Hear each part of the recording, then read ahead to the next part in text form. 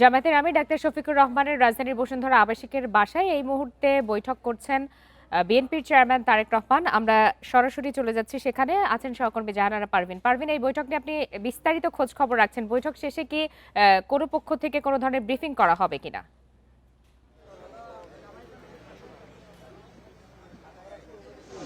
Briefing করা হবে কিনা লোপা, সে বিষয়ে এখনো দুই দল থেকে কিছু বলা হয়নি। বিএনপি চেয়ারম্যানের সঙ্গে এসছেন বিএনপি মহাসচিব মির্জা ফখরুল ইসলাম আলমগীর এবং স্থায়ী কমিটির সদস্য নজরুল ইসলাম খান। আর জামায়াতের আমিরের সঙ্গে রয়েছেন নায়েবে আমির ডাক্তার আব্দুল্লাহ মোহাম্মদ তাহের এবং আরও একজন নেতা, মিডিয়া বিভাগের প্রধান এবং সহকারী সেক্রেটারি জেনারেল এহসানুল মাহবুব জুবায়ের। নুডলস খান নাই তো নুডলসই খান নাই।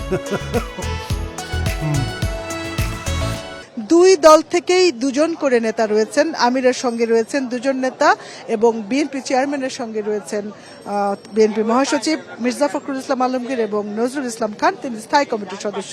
তাদের মধ্যে আসলে আলাপের বিষয়টা আমরা এখনো জানতে পারিনি, কিন্তু যেটা আমি বলেছি এর আগেও যে হয়তো আগামীতে একসঙ্গে বাংলাদেশ পরিচালনা বা দেশকে নতুনভাবে গড়ে তোলা নিয়ে সরকারি দল এবং বিরোধী দল যে পরশুদিন শপথ নেবেন তারেক রহমান প্রধানমন্ত্রী হিসেবে এবং জামায়াতের আমির হবেন বিরোধী দলীয় নেতা, তাদের মধ্যে দেশ গড়া নিয়ে একটা ঐক্যমতে পৌঁছানো যায় কিনা তারেক রহমান হয়তো সেজন্যই তার সঙ্গে রাজনৈতিক আলাপ। অবশ্যই এটা যেহেতু দুই দলের নেতা বসেছেন, আমরা এই রাজনীতির জন্য বাংলাদেশে এর আগে যে বিরোধিতার রাজনীতি দেখেছি, সরকারি দল এবং বিরোধী দলের মধ্যে বৈরিতা, এক পর্যায়ে বিরোধিতা এবং সেটা শত্রুতার পর্যায়ে প্রায় চলে গেছে।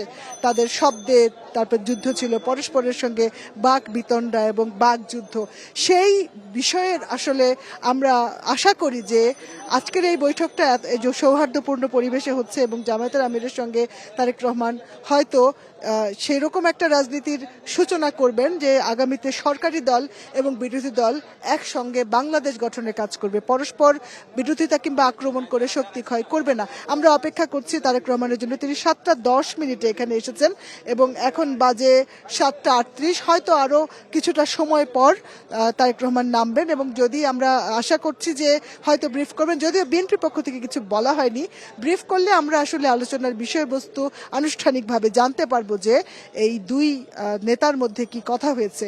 আমরা অতীতে এরকম আসলে আমার মনে পড়ছে না লোপা যে শপথ নেয়ার আগে কোনো হবু প্রধানমন্ত্রী বিরোধী দলের নেতার বাসায় গিয়ে এভাবে সৌজন্য সাক্ষাৎ করেছেন বা দুই দলের নেতারা এভাবে আনুষ্ঠানিক শপথের আগে বসেছেন।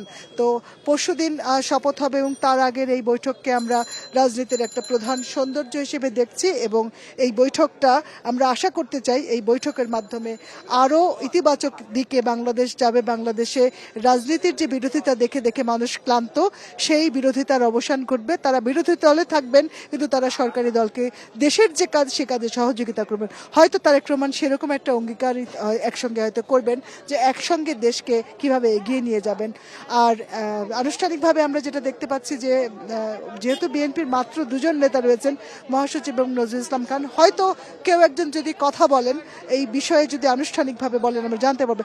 এই বৈঠকের পরে তারেক রহমান চলে যাবেন এনসিপির যে প্রধান নাহিদ ইসলামের বাসায় রামপুরা, সেখানে গিয়ে তিনি নাহিদ ইসলামের সঙ্গে কথা বলবেন।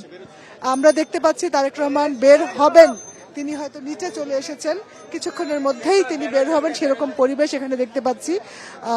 বৈঠক হয়তো শেষ হয়ে গেছে, এখানে আমরা সরাসরি চলে যাচ্ছি সেই দৃশ্যে। হয়তো কিছুক্ষণের মধ্যে গেট খুলবে। এখানে আসলে অনেক ভিড়, কিছু দর্শনার্থী রয়েছে, সংবাদকর্মীরা রয়েছে এবং আশেপাশের উৎসাহী মানুষ রয়েছে। গণমাধ্যম কর্মীদের এখানে আসলে অনেক বেশি উপস্থিতি। দেশের বাইরে থেকেও গণমাধ্যম কর্মীরা বিভিন্ন দেশ থেকে এসছেন কাভার করতে। আমরা গতকালও তারেক রহমানের সংবাদ সম্মেলনে দেখেছি, এখানেও আমরা কাউকে কাউকে দেখতে পাচ্ছি। এই যে এখানে যে ভিড়টা দেখতে পাচ্ছেন, আশেপাশের মানুষের উপস্থিতির পাশাপাশি গণমাধ্যম কর্মীরা মূলত অপেক্ষা করছেন তারেক রহমান কখন বেরোবে। আমরা আশা করছি যে কিছুক্ষণের মধ্যেই তিনি হয়তো এখানে বের হবেন এবং হয়তো যদি আমাদেরকে আনুষ্ঠানিকভাবে কথা বলেন এই আলাপের ব্যাপারে, এই বৈঠকের ব্যাপারে কিংবা এই সাক্ষাৎ